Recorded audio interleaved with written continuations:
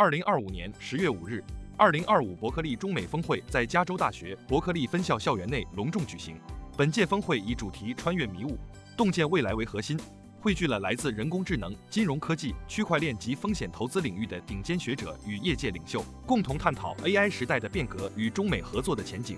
作为大会的亮点之一，2014年诺贝尔化学奖得主 Eric Betzig 发表了主题演讲。Eric Betzig 因发展了超分辨率荧光显微技术而获奖。这项技术突破了传统光学显微镜的分辨率极限，使科学家能够在纳米尺度上观察到活细胞内的分子活动，为生命科学研究带来了革命性进展。他从科研创新的角度出发，分享了关于科学探索精神与人工智能发展的前沿思考。他指出，科技的进步不仅仅是工具的革新，更是人类理解世界方式的延伸。真正的创新源于不断追问为什么的科学精神与跨领域的思维融合。他还与现场同学及与会嘉宾进行了热烈互动。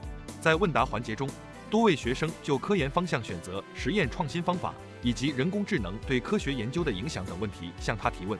Eric Betzig 以幽默而深刻的方式一一回应。他鼓励年轻科研工作者要勇于挑战现有的思维框架，不要惧怕失败，因为真正的突破往往诞生于意料之外的探索。整场峰会安排了多场高水平的专题论坛，涵盖人工智能研究、AI 跨界应用、金融科技与加密货币，以及风险投资与创业创新等议题。来自学界与业界的专家围绕技术创新、产业转型与伦理治理展开热烈讨论，现场气氛热烈。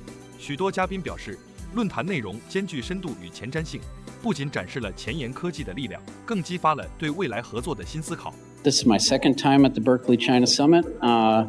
I'm here largely for the sake of the young people who come and to try to convince them that they can have a rewarding career regardless of the twists and turns it takes. My story certainly was not a linear one, and I want them to understand that it doesn't have to be, and if they follow their passion and their curiosity, that in the end good things will happen.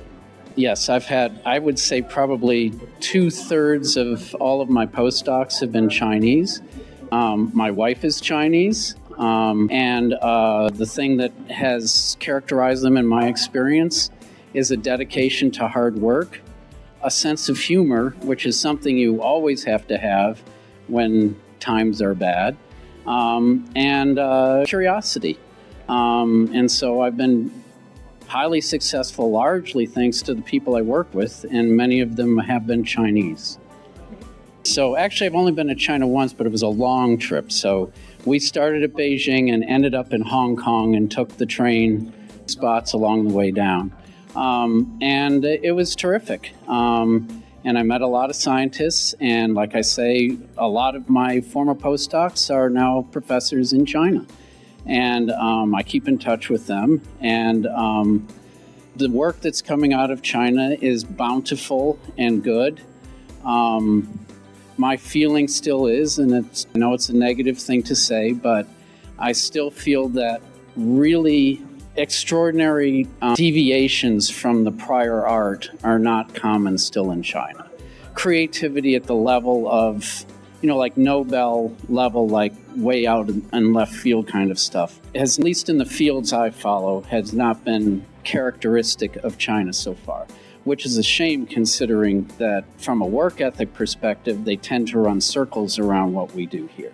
So I don't know what it is about the culture that does that, but I would say that the Chinese government and the academies and so forth would do well to help support people who don't necessarily want to follow a linear path and find multiple ways to support creativity and curiosity in China. Well, two things. One, hard work, which we've already touched upon. And I don't think the Chinese need to hear much more of that because they're very good at that. Okay. I think independence. I think many Chinese still feel under pressure to conform in academia or in life in one way or another. I think China would be best served by having many more mavericks and people willing to take risks in different directions.